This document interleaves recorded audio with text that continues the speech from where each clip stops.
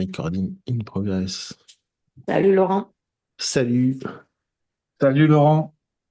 Alors, je reprends un peu les lives là sur connaissance de soi, machin, tout ça. L'idée, c'est que on puisse échanger sur le sujet. Alors, la plupart d'entre vous, je trouve que vous êtes dans l'accompagnement, donc c'est pas plus mal. Mais l'impact un peu de la connaissance de soi sur la vie, les relations affectives, le travail. Alors, l'idée, ce que moi j'aime bien, c'est de plutôt répondre à vos questions, parce que c'est plus le format que j'aime bien que de faire des thèmes. Ou questions ou des thèmes. Je me dis, tiens, si par exemple j'aimerais bien parler de la connaissance de soi dans les relations affectives, le travail, le management, l'hypnose, la thérapie, ce que vous voulez, on part de là et comme ça me branche. Donc s'il y a des sujets qui vous intéressent, vous pouvez le dire ou utiliser le chat si vous préférez. Et sinon, je présenterai vite fait un peu pour moi ce que c'est, pourquoi la connaissance de soi c'est important. J'ai un modèle merci que certains d'entre vous devaient connaître. J'en reparlerai un petit peu. Et puis on part de là, l'idée c'est de se voir une fois tous les 15 jours. C'est moins l'idée des supervisions que je faisais à l'époque, mais si jamais vous avez des questions autour de sujets que vous rencontrez éventuellement dans vos accompagnements et tout ça, on peut en parler aussi avec toujours cette couleur connaissance de soi et pas forcément technique, que ce soit EFT, hypnose, sophrologie, quel que soit l'outil que vous utilisez. Ça vous va? Ouais. Est-ce que vous avez des thèmes, des questions, peut-être des questions personnelles aussi? Enfin, à ce moment-là, un mini coaching de travail de connaissance de soi, si vous avez envie. Et on part de là. Ben moi j'ai une question Laurent, s'il te plaît. Allez. Une question un peu bête, mais bon, Il voilà. n'y a pas de questions C'est-à-dire, bêtes, il n'y a que des réponses cons. c'est-à-dire que tu vois, j'entends souvent, il faut déconstruire pour pouvoir. C'est à titre personnel là, par contre, que je te pose cette question. Hein. Bon, il faut déconstruire pour pouvoir passer à autre chose. Ok, comment on déconstruit? C'est C'est quoi dans... déconstruire? Qu'est-ce qui est entendu là-dessous? Tu vois, c'est ce que je me demande, quoi, en fait. Ça dépend du contexte. Mais Bah, quand on fait un travail identitaire, le contexte. souvent, la déconstruction, c'est le présupposé. En gros, ça veut dire se libérer des croyances limitantes, des influences du Mhm. passé, de l'éducation, de l'école, etc. On entend beaucoup le terme de déconstruction Mhm. dans les mouvements féministes, ça, Mhm. autour de cette idée de... Je prends cet exemple-là parce qu'il parlera peut-être, c'est un peu plus clair, mais de déconstruire le masculin, l'éducation du masculin et du féminin, qui a plein de défauts quand c'est trop à l'extrême, mais qui est aussi intéressant. Donc la déconstruction du système et des processus inconscients qui t'influencent sans le savoir. Mhm. Tu vois. Et donc, si l'air de rien, t'as appris quand tu étais petite que être une femme, c'était être pas bonne à la maison, bah, tu le vis, tu l'incarnes. Et donc, pour pouvoir reconstruire quelque chose, souvent on dit qu'il faut d'abord déconstruire la croyance. C'est comme dans l'accompagnement. Si quelqu'un dans Expert du changement, je parle de ça dans le module sur les croyances, tu as les métacroyances profondes, tu as les croyances de surface sur lesquelles la plupart des gens travaillent, et puis il y a celles qui sont profondes qui s'ancrent entre 0 et 5 ans, donc souvent assez jeunes. Mhm. Si par exemple tu as je peux pas être heureuse comme croyance, Mhm. la vie va être compliquée. Tu peux rajouter plein de trucs par-dessus si tu veux. À la fin, la fondation va toujours revenir et va bousiller tout ce que tu es en Mhm. train de mettre en place. C'est pour ça qu'il y a Ouais. des gens qui répètent des systèmes en boucle en permanence. Ouais, Donc c'est c'est juste l'idée de ça. la déconstruction. Moi, j'aime pas trop le terme Mhm. parce que ça présuppose une destruction. Toi, un peu. Et moi, je suis plus partisan de l'intégration. Donc ça dépend. Il y a des trucs qui méritent d'être cassés au sens, si j'ai pas le droit d'être heureuse, bon, ça peut être intéressant de le déconstruire. Mais plus souvent et plus généralement, on est dans une démarche d'intégration, c'est-à-dire faire avec les qualités et les défauts, les avantages et les inconvénients, les croyances. Donc, j'aime pas trop. euh, Déconstruction, en plus, c'est souvent dit comme une injonction morale du développement personnel, tu vois. Mhm. Et alors que bien souvent, la plupart des gens n'ont pas forcément besoin de se déconstruire, ils ont besoin d'apprendre à se connaître avant de déconstruire. Il y a une étape intermédiaire pour moi qui est Mhm. importante. Mhm. D'accord. Qui me suis, comment je fonctionne, quels sont mes besoins, mes valeurs, mes mécanismes, mes peurs profondes, comment je fais avec. Et là, tu fais le tri. Et peut-être que la cabane dans le jardin qui est pourrie, elle va être intéressante à bousiller, déconstruire pour laisser la place à autre chose, mais tu n'es pas obligé de défoncer les fondations de ta maison, quoi. D'accord. Et Je sais donc, pas ça. avec Expert du changement, on arrive enfin, c'est une étape, enfin, c'est un programme qui permet d'arriver à cette étape d'abord de connaissance de soi, effectivement. Ouais, c'est Et une formation magique, tu la regardes et ta vie, elle change. c'est vrai, Bah ouais, je signe tout forcément. de suite. Ah, je pense à ça, c'est sympa de poser la question. C'est quelqu'un au téléphone qui me posait des questions sur Expert du changement. Expert du changement, en fait, l'idée, c'est de comprendre qu'on fonctionne tous de la même façon. Je sais que dans l'accompagnement, souvent, on dit non, chacun est différent, il faut pas mettre les gens dans des cases. Mais c'est pas la réalité de l'humain, tu vois.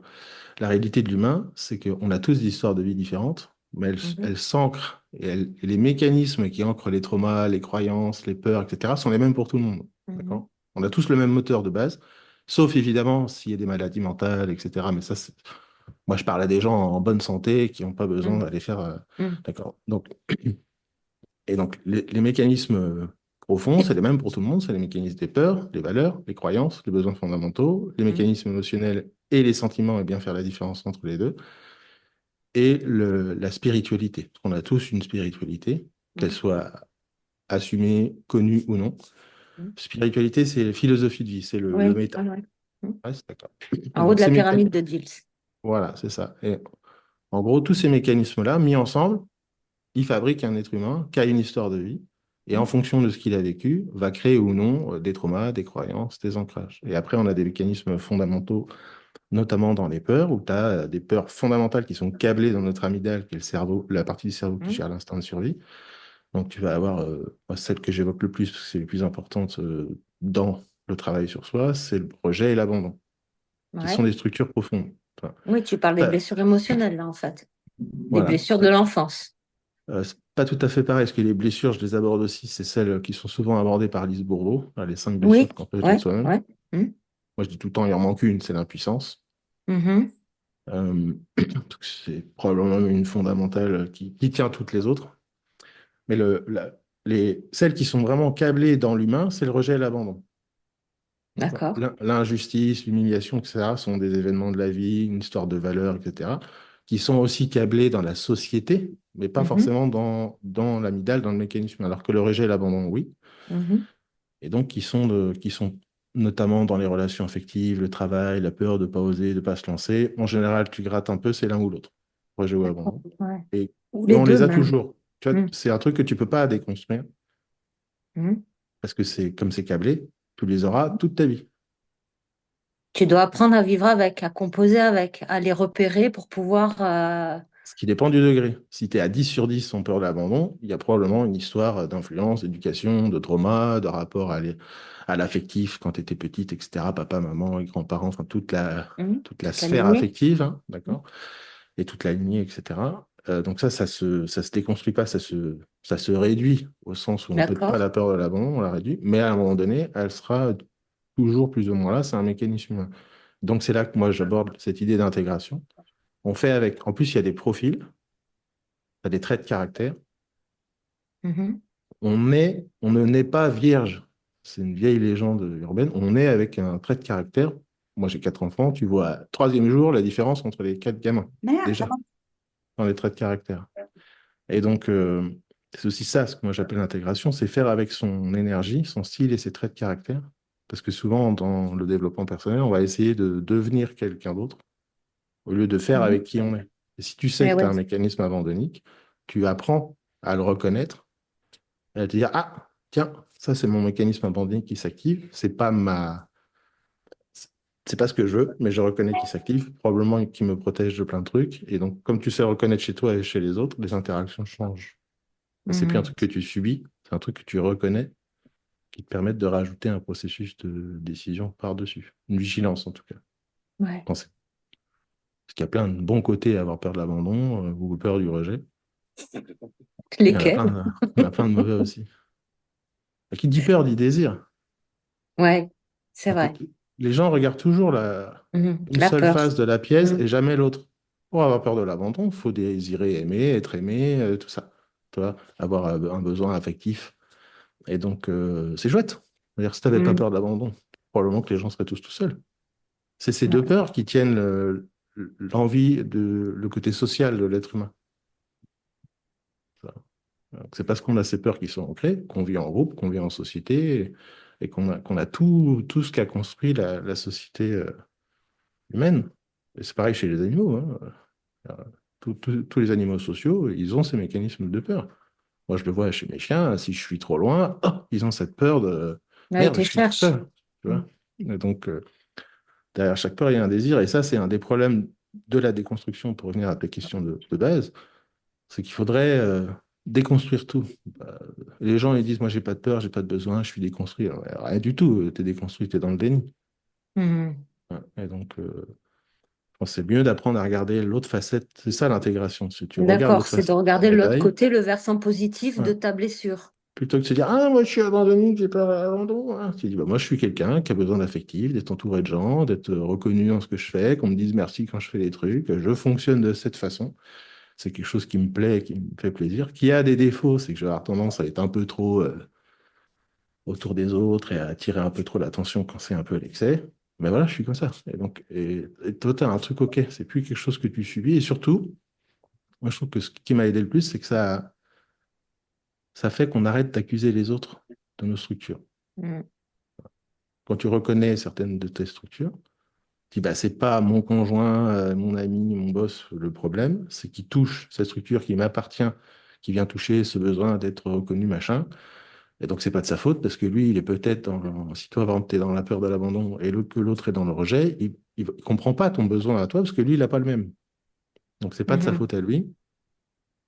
C'est C'est bête, ça. ta, C'est ton mode de c'est pas fonctionnement. c'est ton mode de fonctionnement. Donc, ça apaise les conflits, les relations, etc.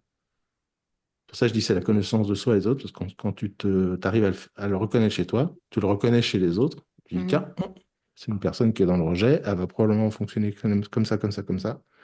Et donc, si je lui dis ce genre de choses, ça va l'activer. Si je lui dis ce genre de choses, ça va plutôt l'apaiser. Tu vois. Mhm. Donc, ça crée des interactions sociales qui sont vachement différentes, même dans l'accompagnement, etc. Quoi. Tu vois. Ben, ça sert vachement dans l'accompagnement, tout ça, en même temps. Moi, les gens De passent la porte. reconnaître chez ses clients par quelle blessure ils sont animés, ça aide je, à je orienter reviens le... sur cette idée, c'est pas une blessure, c'est une structure Oui, fondamentale. oui, C'est oui, oui, pas, voilà. pardon. C'est Oui, important parce que les mots comptent. Ouais. Quand les oui, gens oui, disent oui. blessure, ça présuppose qu'il y a eu un trauma derrière. D'accord. Bah, pour être blessé, il faut qu'il y ait eu une action. Oui, oui, D'accord? oui. Alors que c'est une structure fondamentale qui est normale. Et il y a plusieurs profils. Moi, c'est pour ça que j'aime bien notamment l'énéagramme, mais il y a d'autres trucs comme le human design, etc. Tout ce qui permet une grille de lecture psychologique de l'humain, qu'on aime ou qu'on n'aime pas, c'est pas le sujet. Il y en a toujours qui sont plutôt chouettes, permettent de mieux comprendre comment on fonctionne. Si tu es un type 2 en énéagramme, il y a de fortes chances que tu aies une tendance abandonnique. Si tu es un type 5 ou 6, il y a de fortes chances que tu aies une tendance rejet. Et c'est ancré dans ton mécanisme fonctionnel. Et tu peux avoir les deux aussi. On a toujours les deux. On a toujours les deux, d'accord. C'est ancré dans l'amygdale. Donc c'est Mm, mm. biologique. Toi, c'est pas je ne les ai pas jusqu'à 5 ans et j'arrive à l'école, on me dit que je suis nul et pouf, je me retrouve avec la peur de rejet. Non, tu l'avais déjà. C'est venu s'empiler sur ce mécanisme. Ok. Et tout ça, on le voit dans Expert du changement. Tout ça, Euh, ouais, ça fait partie du. Ok, ben ça marche. Moi, ça fait partie du module. je Après, signe. il y a les croyances, les métacroyances, les Oui, mécanismes ben. de résonance émotionnelle. Enfin, l'idée, c'est pas forcément faire la promo du truc, mais c'est le. Non, non, mais moi j'avais des c'est- questions parce que ça fait une petite semaine, enfin ça fait déjà pas mal de temps, mais là une petite semaine que vraiment j'ai envie d'y aller et voilà, je voulais un peu voir qu'est-ce qu'il y a comme contenu parce qu'expert du changement par rapport à quoi, tu vois, et là Oui. je comprends que c'est par rapport à soi en fait, donc par Et rapport à soi l'autre, et par rapport aux autres aussi. en fait, c'est comprendre. Moi, quand je me suis formé en hypnose et compagnie, à chaque fois, je me suis dit, il manque un truc. Mhm, La question qui m'anime, c'est pourquoi les gens changent. Il y en a qui changent et pas les autres. Ça, c'est ma mhm, question de base qui m'anime toujours. C'est pourquoi cette personne-là, tu lui fais le protocole machin, la technique bidule, quel que soit l'outil, elle change, et pas mhm, l'autre. Qu'est-ce qui s'est passé qui fait que ça a marché ou pas? Tu vois. mhm. Eh ben, la réponse à cette question, c'est expert du choix. D'accord. Il faudrait rajouter des biais cognitifs, etc. Mais c'est pas. Parce que par hasard, des fois, tu vas utiliser telle technique ou tel outil, tu vas tomber dans la structure qui pose problème à une personne. Là, je mets de côté tout ce qui va travailler sur le sommeil, qui sont des purs automatismes, ou l'hypnose, ou le EFT, ou d'autres sont adaptés. On n'est pas dans, il n'y a pas besoin de connaissance de soi à cet endroit-là. Mais dès que ça touche relations affectives, relations interpersonnelles, rapport à soi, à la vie, etc., on est dans ces mécanismes-là. Et sans que je suis allé explorer le sujet, je me suis fait chier un peu en psycho parce qu'il y a beaucoup de blabla. Et en fait, tu te dis, bah, moi, je viens de l'informatique, donc c'est une chance. Je me dis, il y a Mm. forcément un Un code programme. derrière. Tu peux avoir un code qui va générer plein de résultats différents. Regarde ChatGPT. Donc, ça va dépendre de ce que tu lui demandes, ça dépend de ce que tu lui mets en entrée, ce qui va ressortir comme résultat. Mais la source, c'est à peu près toujours la même. C'est cette idée de structure. Et donc, ce n'est pas des cases, c'est des mécanismes qui fabriquent différents êtres humains. D'accord. Oui. C'était clair, ça? Parce que Pour moi, c'est clair. Merci. c'est pour ça qu'à la base, ça s'appelait l'art de travailler sur les structures émotionnelles. Parce que c'est une finesse où on va plus loin que le contenu. Ah, D'accord. ok. Moi, si quelqu'un me dit je m'entends pas avec mon boss, je m'en fous du contexte, je m'entends pas avec mon boss. Je me dis quelles sont les structures émotionnelles qui se jouent dans cette interaction Mhm. chez le boss et chez la personne. Et très souvent, tu trouves des mécanismes autour de bah, l'ensemble. Et tous les points d'entrée sont bons parce que si tu as un abandon au taquet, il y a forcément des croyances qui sont installées, qui vont générer différents types de besoins, qui vont installer des valeurs particulières. Donc, tout est interactif. Ça, c'est ce que j'explique dans un des modules. C'est pas juste l'un ou l'autre. C'est tout a une influence sur tout. Donc, quel que soit le chemin par lequel tu rentres, tu peux aider quelqu'un à bosser l'air de rien sur une de ces structures fondamentales. Ok. Tu as un besoin d'attention et de connexion très important. Il y a de fortes chances que tu sois dans une structure rejet ou abandon, enfin l'une des deux. Donc en travaillant sur Oui. le besoin, comment tu le satisfais, etc., bah, tu atténues aussi les mécanismes de rejet et d'abandon. Et tu bouges des croyances par rapport à la vie, ce que c'est que l'amour, les relations. Mais tu peux rentrer aussi par la croyance et bouger tout le reste. Donc, ce qui permet à chacun de dire, tiens, les croyances, moi, ça me parle, les métacroyances, je préfère rentrer par là, en posant des questions, etc. Ou de se dire, ah, tiens, moi, c'est ce que j'ai fait à mes débuts. Quand je testais un peu ce que j'ai transmis dans l'expert du changement, je proposais aux gens de faire des exercices qui étaient liés à chaque module. Tu prends une Ouais. personne, tu la fais travailler sur ses besoins fondamentaux, ça change sa vie, hein. Pardon, excuse-moi. Pas de souci. Tu prends une personne et tu la fais travailler sur ses besoins fondamentaux.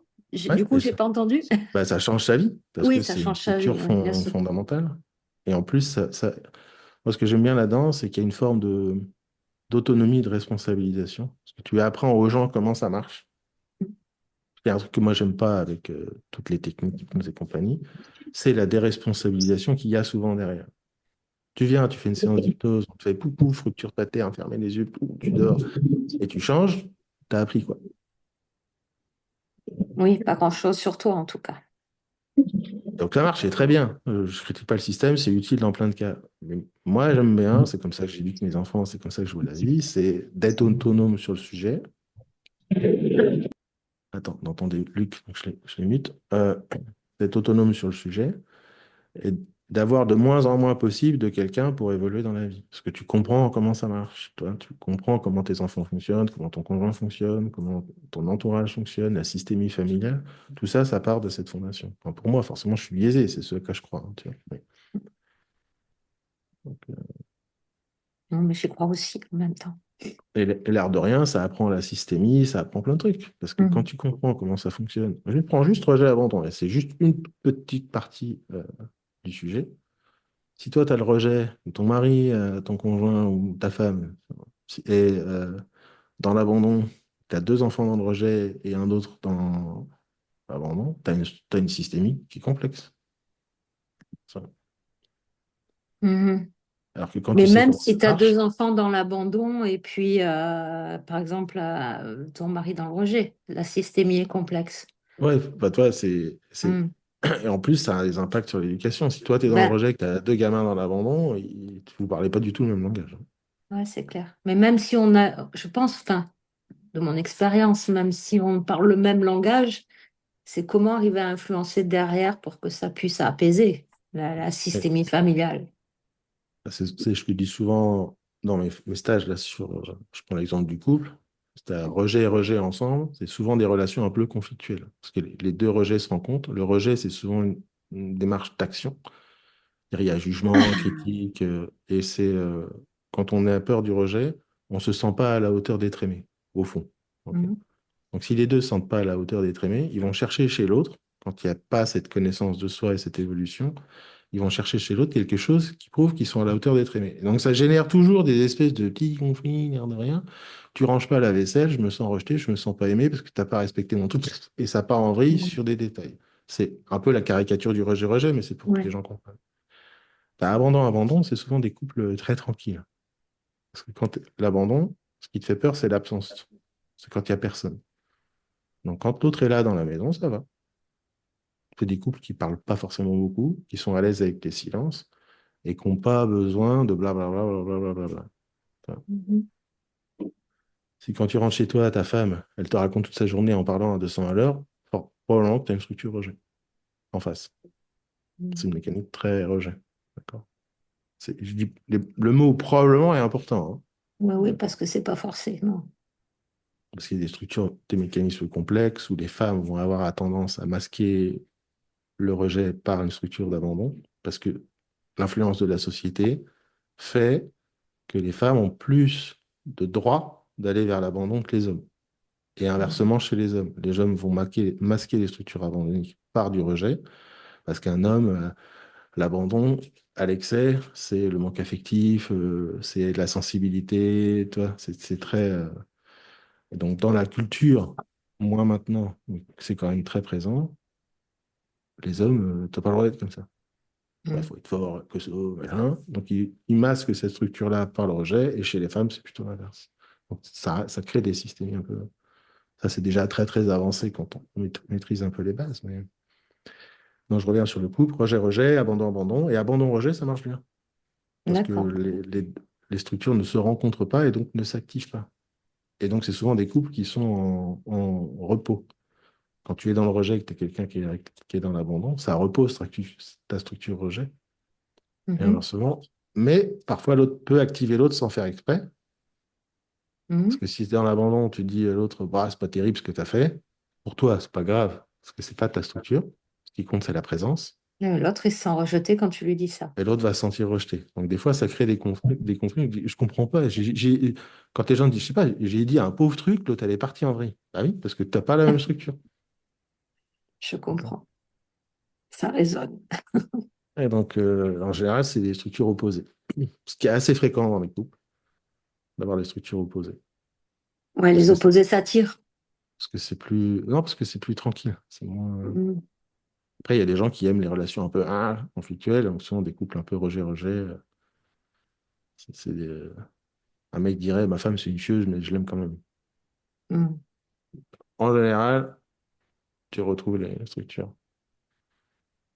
Tu vois, enfin, là, c'est un peu caricaturé, mais bon, c'est beaucoup plus complexe que ça en fonction des cas, des Mhm. situations, de l'éducation de chacun. Il peut y avoir des croyances qui viennent prendre le pas sur l'abandon. Toi, si tu as une structure abandonnique je sais pas, moi, à 4 sur 10, qui n'est pas énorme, mais que je peux pas être aimé derrière comme croyance fondamentale, c'est je peux pas être aimé comme croyance fondamentale qui pose problème. Mhm. C'est pas la structure.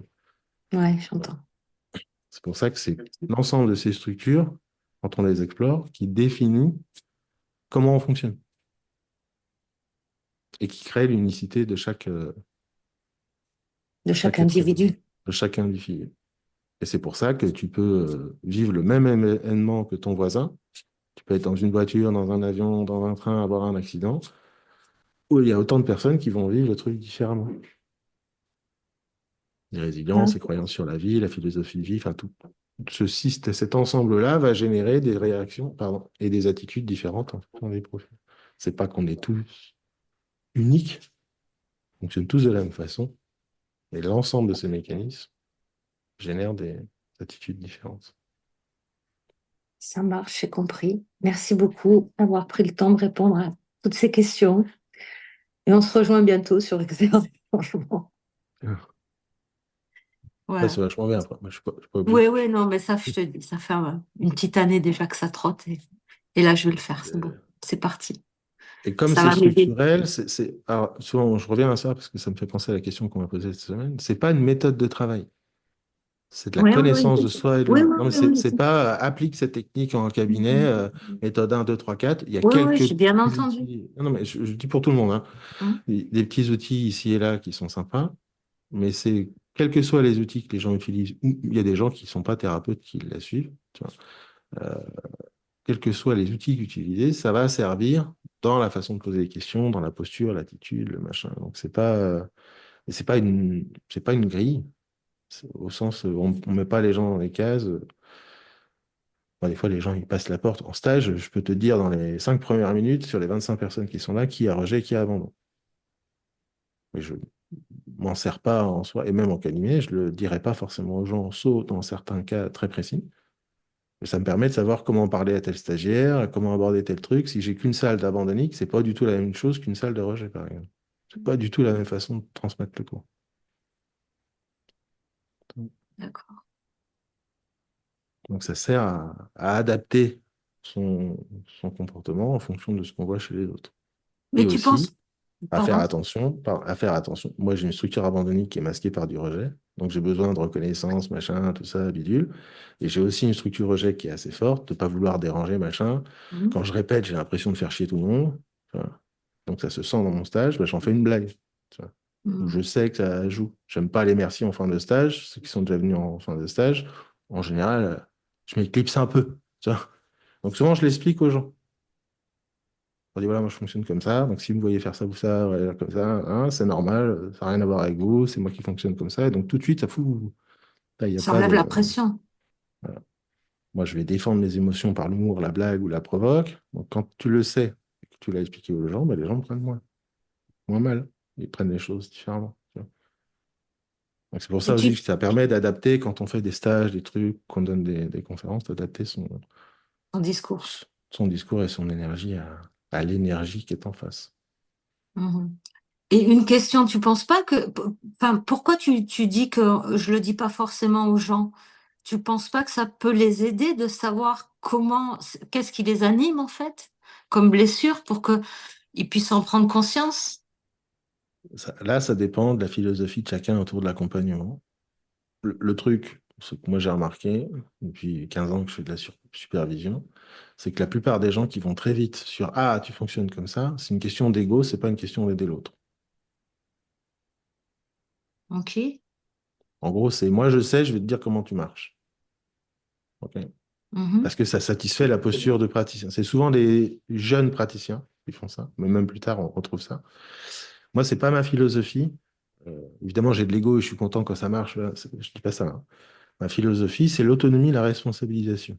D'accord. Donc, si je peux faire en sorte que la personne se rende compte, toi, au travers du questionnement, de comment elle fonctionne, que les gens disent putain, mais en fait, je me rends compte que, tu vois. Après, je peux mettre une étiquette éventuellement sur le truc. Ça s'appelle de l'abandon. D'accord.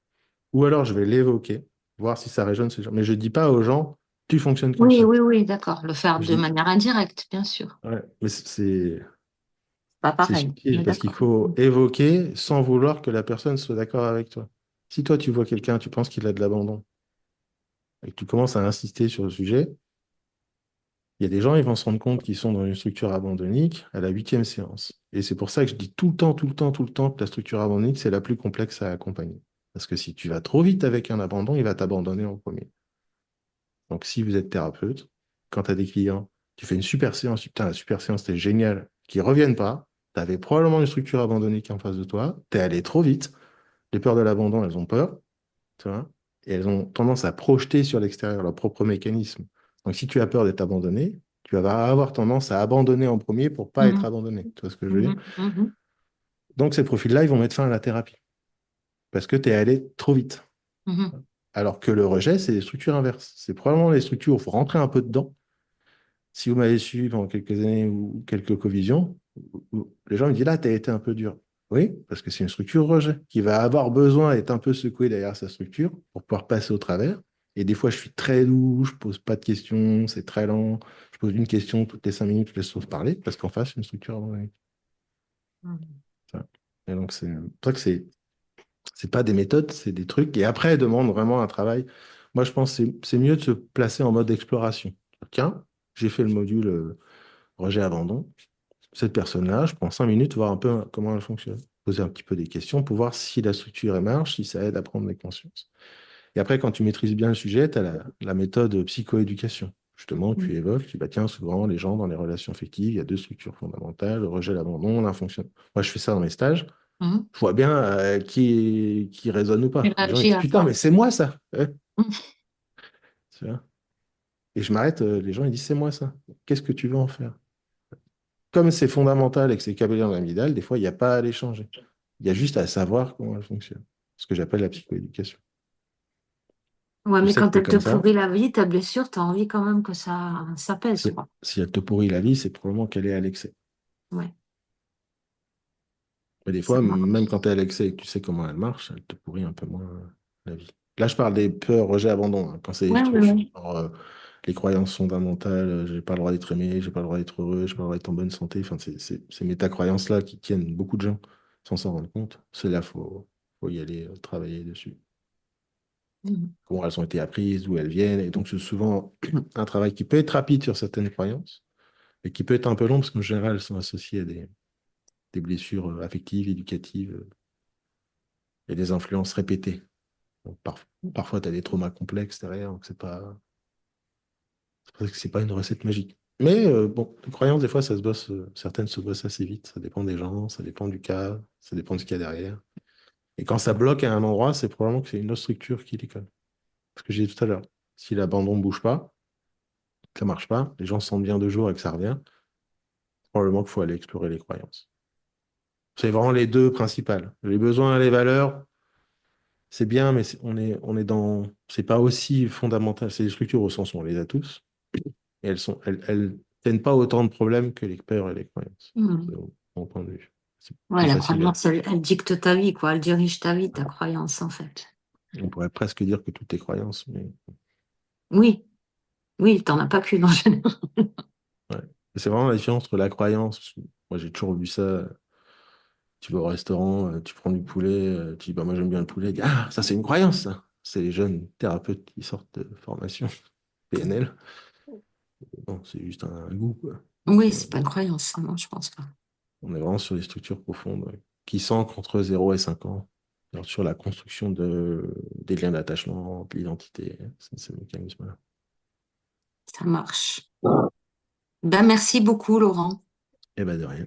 C'est bien, moi, c'est moi qui te remercie, ça me permet de parler une demi-heure. Parce que moi, j'ai du mal Non, à partir faire des thèmes, c'est pas trop mon truc. Ça me saoule déjà. Et puis partir à blanc, par contre, tu poses une question, tu me branches. Pareil en stage, tu me branches sur une question, je pars 2 heures sur le sujet, il faut qu'on arrête.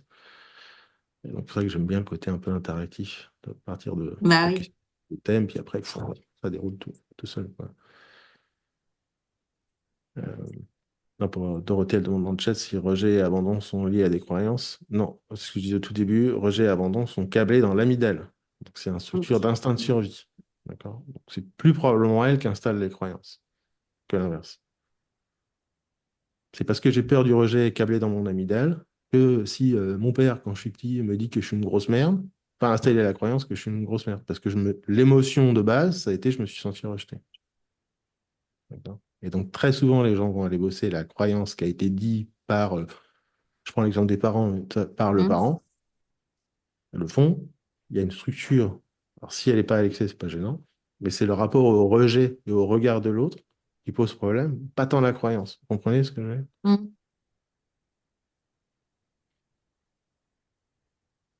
M'en fous. T'es nul, machin, ok. Et parce que le regard sur la structure rejet a été travaillé sur le mécanisme de la peur. Cette intégration dont je parlais au début, il y a un mauvais côté, mais il y a aussi des bons côtés au rejet. C'est intégré comme étant normal, faisant partie de la vie, faisant partie de moi. Et donc, je prends moins en charge les autres. D'accord? Typiquement, les structures rejet, moi, ce que je leur dis tout le temps, c'est que pour avoir peur du jugement, parce que c'est souvent la partie rejet, c'est ça, il Hmm. faut juger en premier. Parce qu'on projette sur les autres notre propre peur. Donc, pour avoir peur du jugement des autres, il faut d'abord que je les juge comme des gens mauvais et qui vont me juger et critiquer. Donc, la source du problème, c'est ma C'est propre peur. moi. Alors, quand on est plus petit, c'est différent, parce qu'il y a les enjeux affectifs, il y a machin, le rapport à l'amour, etc. Mais qui se bouge, à mon sens, j'en parle dans Expert du changement, par le levier spirituel et pas forcément par le levier de la peur ou de la croyance. D'accord. C'est pas que c'est la meilleure solution, c'est pas que c'est la solution, c'est à mon avis le meilleur angle, le plus rapide et le plus simple pour changer ce genre de croyances installées quand on était petit. Mhm. Donc, les croyances se forment bien Elle se de forme tôt, hein. quelque part. Ouais. Je Après, suis moi, c'est ça, c'est mon point de vue. L'avantage du truc, c'est que chacun peut le lire comme il a envie. En gros, il y a ces structures-là. Si tu préfères entrer par l'angle des croyances, parce que c'est ce que je disais au début, ça te parle plus que par l'angle des peurs, tu rentres par l'angle des croyances. Si tu préfères rentrer par l'angle spirituel, parce que tu es plus branché, spiritualité, philosophie de vie, ce que moi je fais beaucoup, parce que je pense que c'est un des angles les plus importants, et souvent les moins travaillés, ou en tout cas les moins bien travaillés chez les gens, je rentre souvent par cet angle-là, souvent en plus chez les personnes multitraumatisées avec choses qui se répètent. Donc, plus que par l'angle de la croyance. C'est une question de sensibilité personnelle qui permet d'adapter à son énergie et son style la façon d'intégrer la connaissance de soi, qui est quand même un vaste, vaste sujet, parce que là, on aborde une partie du truc, hein. Les 15 ans que je fais des co-visions, je répète des trucs, puis il y en a d'autres, des nouveaux, des trucs à gauche, à droite. Recording in progress. Tu rajoutes par-dessus les mécanismes, les biais cognitifs, les fausses croyances sur le développement personnel, les machins, tout ça, ça fait un paquet de sujets à aborder.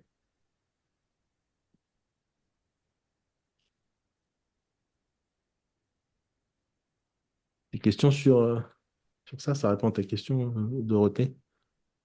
Ouais.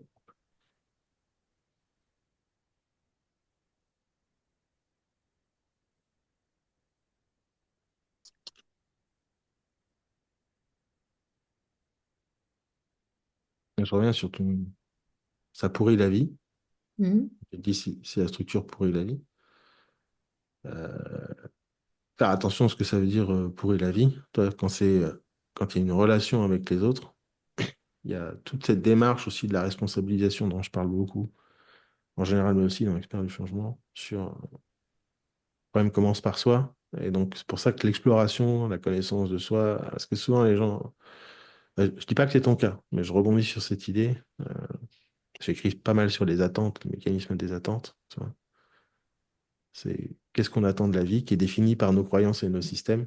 Donc, si j'ai peur de l'abandon ou que j'ai la croyance que je ne peux pas être aimé, je vais avoir tendance à attendre des autres qui réparent ça, qui viennent compenser ma propre structure.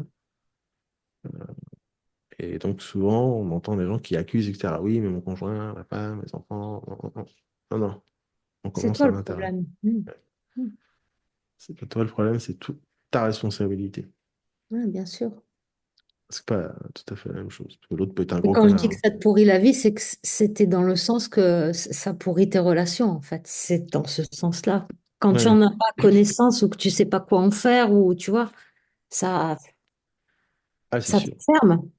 Mais Enfin, je à mon parle pour avis, moi. la première démarche, elle est dans cette idée de responsabilisation. Pour pouvoir aller faire un travail de connaissance de soi en profondeur, il faut d'abord se dire, OK, je Oui, je pars de suis moi. responsable de ce qui m'arrive, Mm. bien sûr. À mettre avec des nuances, hein. Parce que quand on dit ça, Ouais. hein, si tu t'es fait violer dans la rue, bon, je suis responsable de ce qui Non, m'arrive. oui, bien sûr, bien Si tu sûr. prends un angle hyper spirituel, voilà. Pourquoi pas éventuellement peut-être, mais tout le monde est loin d'être prêt à l'entendre, bah, de le voir comme ça, il n'y a pas de souci. Donc, attention. Le mot juste, j'en parle assez souvent, c'est ownership en anglais, c'est appropriation le plus proche en français. Je m'approprie l'expérience à mon compte plutôt que je suis responsable. Mm. Mais, c'est un bon exercice à faire.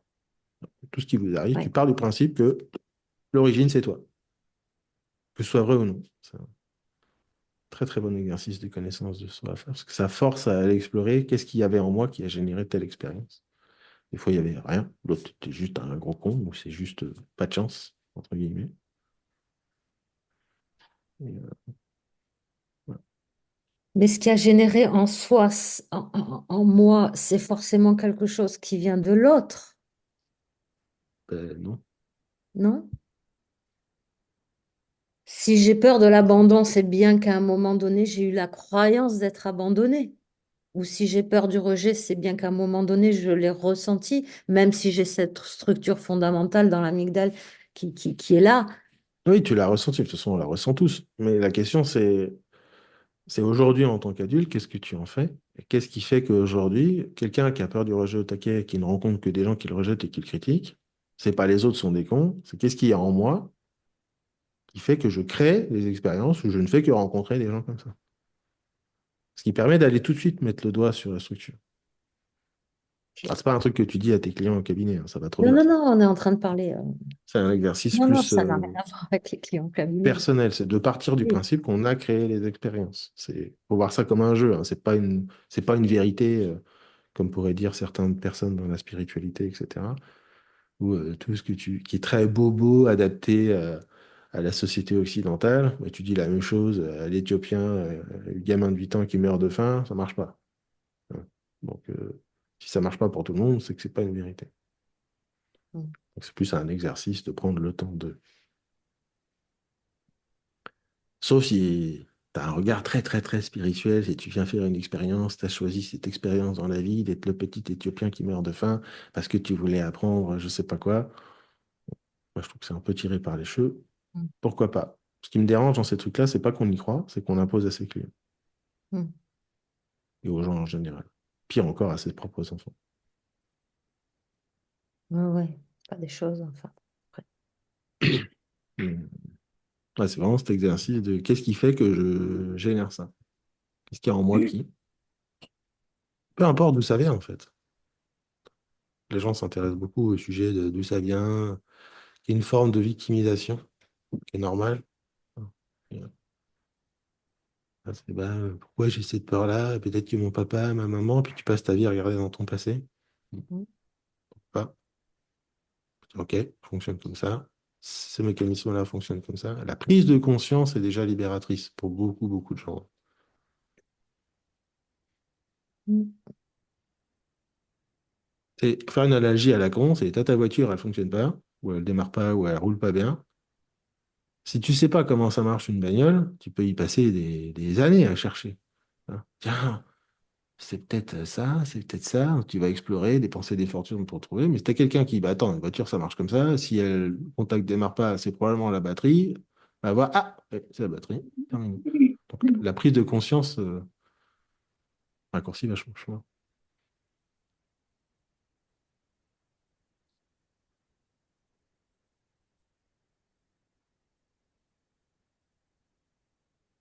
Je reviens à 30 secondes, je vais chercher du café. Si vous avez des questions, des commentaires, de ce que vous voulez, allez-y, je vous entends.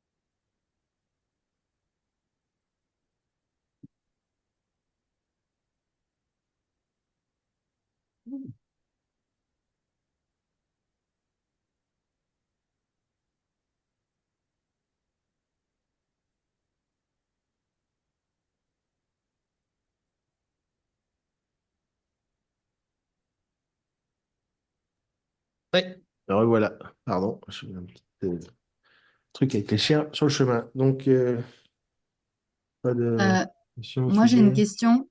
Oui. Je me questionne sur justement ce qu'on va chercher dans cette notion d'appropriation et la différence entre, enfin, tu dis, voilà, entre à la fois chercher ce qui est en moi à l'origine de ça, enfin, en tout cas, ce qui crée ça chez moi, cette réaction ou cette situation. Et je vois pas bien le distinguo entre chercher ce qui l'a généré à la base, genre dans le passé ou autre. Je me demande ce que je vais chercher dans cette question d'appropriation. Je sais pas si c'est clair. Euh, c'est plus ce que j'ai évoqué là, de chercher de partir du principe que ce qu'on vit part de soi. Hum, C'est plus un exercice de quotidien. Tu ok. vas au boulot, un client t'envoie bouler, te fait chier, tu te sens nul. Hum, Plutôt que de se dire, c'est un exercice, hein, plutôt que de se dire, ce client, il est chiant, il est con, dire, tu pars de toi, tu dis, qu'est-ce qu'il y a en moi? Qu'est-ce qu'il y a en moi et qu'est-ce que j'ai fait pour créer cette expérience? Donc ça change complètement la perspective du problème. hum, Et c'est presque un jeu. Et peut-être te rendre compte, tu te dis, ah, putain, ce matin, je suis peut-être fatigué, mon conjoint il m'a saoulé ce matin, je suis parti, et puis j'ai été un peu, le ton n'était pas le même, et donc mon client a réagi parce qu'en face, il y a peut-être une structure rejet, et donc c'est ma propre structure qui a résonné sur la sienne. Tu dis, tiens, c'est marrant en fait. Donc c'est un boulot qui est pas simple, qui est plus facile quand on connaît les mécanismes, mais qui est un très bon exercice qui évite de balancer d'un revers de la main les expériences de la vie en les mettant sur le dos des autres, qui finit par s'accumuler et devenir presque une habitude. C'est ce que je veux dire. oui, c'est plus clair. C'est pas le même. Après, tu peux te dire, OK, elle vient d'où ces structures rejet? Comment ça se fait que. Si tu dis, bon, OK, c'est mon mécanisme, j'ai merdé, bon, j'ai pas été cool, tant pis, ça m'appartient, c'est pas grave. OK. Hum. Si tu dis, putain, c'est tous les jours, OK, ferme les yeux, tu connectes le ressenti, ça vient d'où, et tu peux travailler en régression, en direction d'histoire de vie, en EFT, en ce que tu veux, sur le mécanisme émotionnel qui est derrière, parce que tu as touché l'émotion. OK. C'est plus simple. Enfin, ça me va mieux, je comprends. Donc, dans une covision, j'avais pris un exemple, même sur des trucs à la con. J'avais pris cet exemple, je crois, tu as un livreur Amazon, tu as commandé des verres, il vient, les verres sont cassés. Même avec ça, tu joues. Ça t'énerve. OK.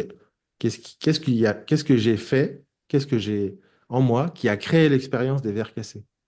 C'est complètement con comme exercice. Pas de ta faute. Peut-être le mec, il l'a pas lancé comme un débile. Donc, c'est presque un exercice spirituel, hein, justement. De partir du principe que tu dégages quelque chose, c'est un jeu de loi d'attraction, si tu préfères. Moi, j'aime pas Hum, ça, appeler ça comme ça. C'est plus un jeu, se dire, OK, qui permet d'aller voir en soi comment on fonctionne. Surtout si tu t'es énervé, si tu dis, bon, bah, c'est pas grave, je recommande, bon, passe à autre chose. Mais c'est quand même rigolo. Et je l'avais fait en covision, en démo, la personne, je dis, oui, mais moi, les verres, ils sont pas brisés. Parce que moi, j'ai dit cassé, pourquoi toi, tu dis brisé? Et on touche une émotion. Vous voyez, c'est l'intérêt de ce type de jeu. ouais. Faut être très honnête avec soi-même pour réussir à avoir cette métaposition avec soi quand même.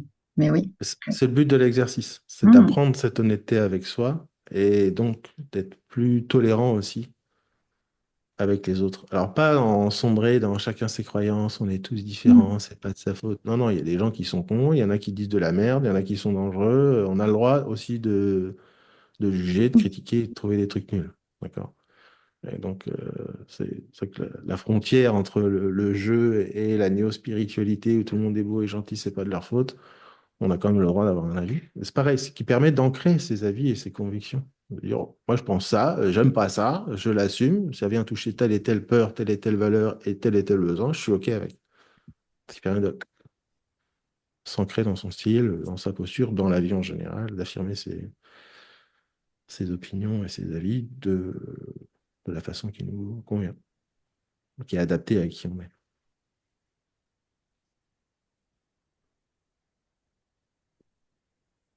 Ça a des impacts dans beaucoup de trucs, hein. Et typiquement, je suis pas à l'aise avec le regard des gens. Le passage, j'ai mis 5 ans à faire de la vidéo. C'est pas par hasard que je suis passé par le podcast. Les gens me disent, hey, t'écris beaucoup, là, là, tu te montres en public. Je dis, pour moi, l'écrit, c'est une cachette. On ne me voit pas. Donc je le sais. Et il y a un truc abandonnique derrière l'écriture aussi. Il y a un truc de sensibilité où je vais dire à l'écrit, je vais parler avec ma structure abandon qui est plus masquée. Tout ça, je le sais, je l'ai bossé, mais c'est toujours là. C'est pour ça que je dis à un moment donné, il faut arrêter d'essayer de changer un truc. On fait avec. Moi, je sais que ma structure abandonnée, elle est masquée par le rejet. Donc, pour pouvoir la toucher, j'écris. Parce que le regard de l'autre m'empêche d'aller la chercher. C'est pour ça que je suis pas à l'aise avec les merci. Tu vas me faire un câlin, faire une formation, tu me dis merci, je me mets à chialer. On avait fait stage avec JP au lycée, on a fait un petit tour de table à la fin. Je ne pouvais pas parler. Je déteste ça. Donc, c'est très. Masculin mal placé, mais c'est pas grave, je ne vais pas me faire chier à travailler dessus pendant 15 ans, je le sais. Et donc, je vais trouver qu'il y en a d'autres, et c'est à l'inverse, ils aiment bien l'image, attention, être sur scène. Ok, t'aimes bien l'image, attention, être sur scène, fais du YouTube, fais des conférences, tu vois, te fais pas chier à écrire des pages et des pages si c'est pas dans ton énergie. Ça va plutôt dans l'énergie qui va satisfaire une certaine structure tout en ne laissant pas l'autre toute nue. Tu vois ce que je veux dire? Ouais, Mm. c'était clair, ce que je veux dire. C'est vraiment pratique pour savoir comment communiquer, où on a envie d'aller et d'assumer ses mécanismes. Je lis le chat. Alors, Estelle, la formation permet de repérer les structures de la personne au niveau interne. Après, qu'est-ce qu'on nous amène la formation pour accompagner le client? Ben, ça, c'est déjà pas mal. Donc, c'est un truc. Après, vous l'intégrez avec vos outils. Il y a quelques techniques à gauche, à droite. Tout le monde travaille sur les peurs, les croyances, etc. Mais le fond, tout marche avec tout. Donc, c'est une question souvent en piège chez les thérapeutes de chercher la méthode qui va marcher pour tel problème. Tout marche avec tout. Si tu sais que quelqu'un a une structure abandonnique, que c'est la peur de l'abandon de problème, tu peux faire n'importe quel protocole d'hypnose avec l'angle abandon, ça marchera. Il y a pas de... Justement, ça donne cette liberté de jeu et ce qui permet d'intégrer plusieurs outils, plusieurs techniques, parce qu'on sait sur quoi on travaille. C'est pas au petit bonheur de la chance, j'applique un protocole et je fais ma petite prière, j'espère que ça va marcher. Je sais pas si ça répondait à la question, mais c'est l'idée.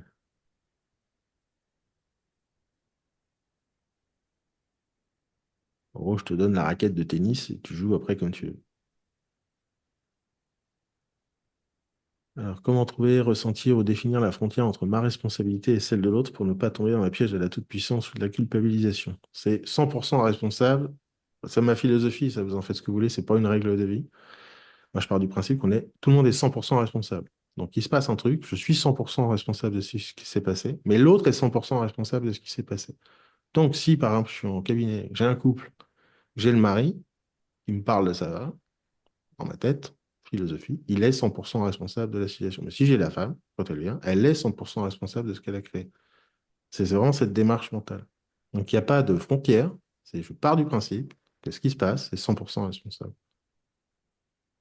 Si je poste un truc sur Facebook et je me fais insulter, soit je le gère et je suis OK avec ça, très bien. Mais si c'est ah, les gens, ils t'ont pas gentil, 100% responsable. Un, fallait pas poster. Deux, savoir à qui tu parles. Trois, si tu n'es pas à l'aise avec la critique, mais que tu parles de sujets qui vont avoir tendance à faire que les gens vont te critiquer, il faut que tu bosses sur ton rapport à la critique. 100% responsable. C'est pas la faute des autres. C'est pas les autres qui sont méchants. C'est toi qui as cherché la merde. Vous comprenez l'analogie hein, sur les réseaux.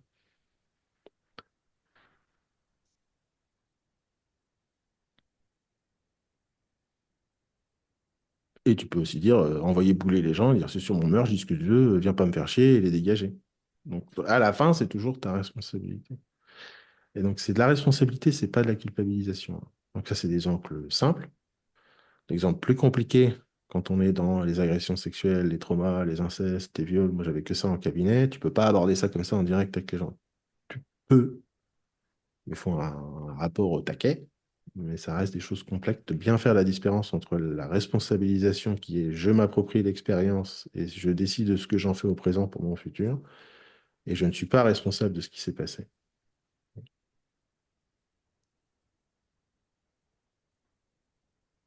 Le problème, c'est qu'en France, responsabilité est souvent associée à culpabilité, et donc la frontière est un peu fine, il faut le manier avec précaution.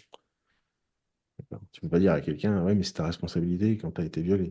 À 14 ans, c'est complètement débile. Ça ne mène pas comme ça. Mais ça n'empêche pas d'avoir cette idée dans la tête.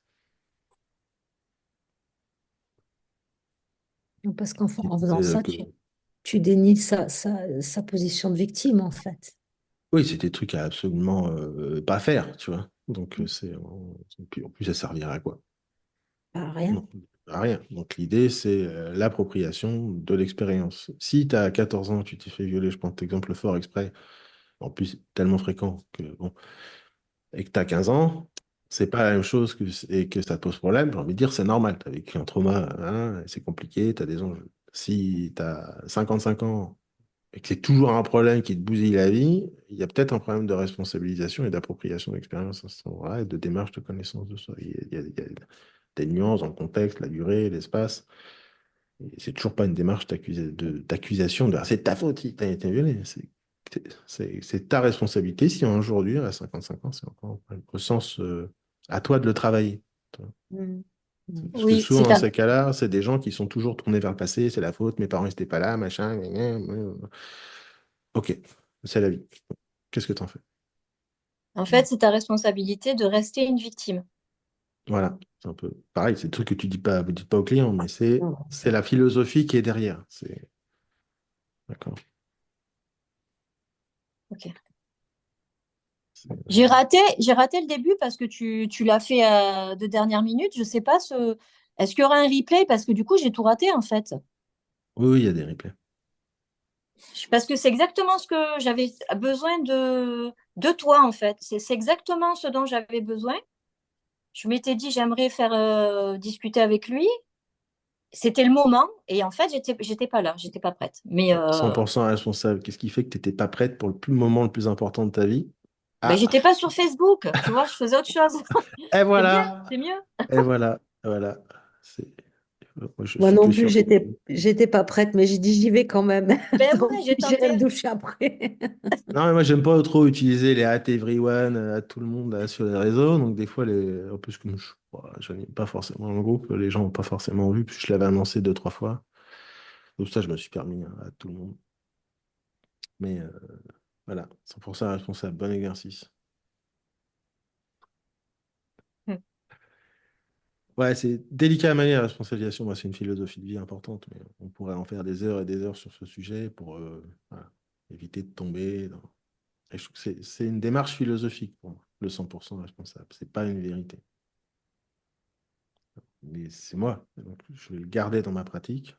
Mais il y a des trucs que tu peux pas dire aux gens, et qu'il faut pas dire aux gens d'ailleurs, parce que ça n'a pas de sens dans leur contexte. C'est un peu idiot.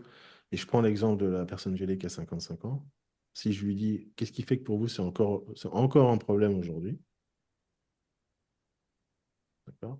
Ça soulève les questions et les mécanismes qui sont derrière le fait qu'à 55 ans, ce soit toujours un problème. Et il y a peut-être de très bonnes raisons, d'accord?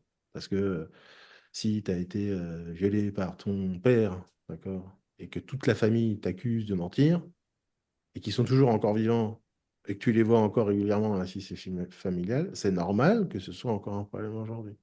D'accord? Donc là, il y a tout un travail hyper complexe de se détacher de la lignée parentale, de la famille, machin, qui se fait pas en claquant des doigts parce qu'il y a plein d'enjeux complexes.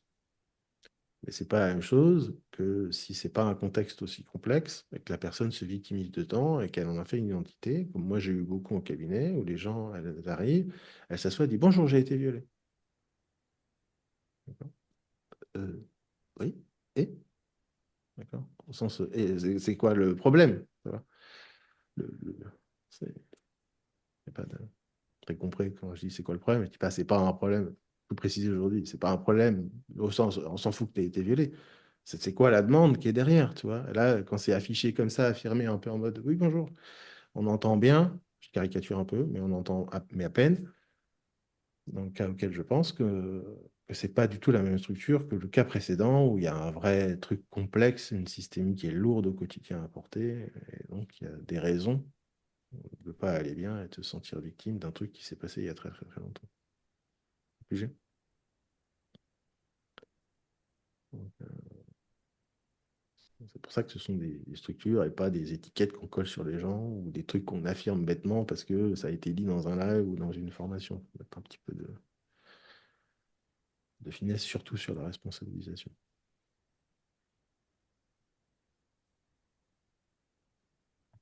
On est bon? Ça fait 1 heure? Ça va? Vous êtes content? Les lives, c'est sympa? Prends un peu. J'ai repris, Génial. je me rends compte que j'en parle tout le temps, j'aime bien. Je dis, bon, je vais reprendre des lives, ça va être sympa. Puis au passage, si je peux vendre quelques experts de changement, ça va bien. Donc voilà. N'hésitez pas, c'est des questions, utilisez le groupe Facebook. Je passerai à répondre de temps en temps. Sur ce, Euh, j'ai pas une dernière question. Si, dernière question. Mood. il y a un prochain rendez-vous ou pas? Ou c'est toujours comme ça à l'arrache J'ai mis des dates, il me Ah, semble, sur le groupe Facebook. il y a des dates. Ah ouais?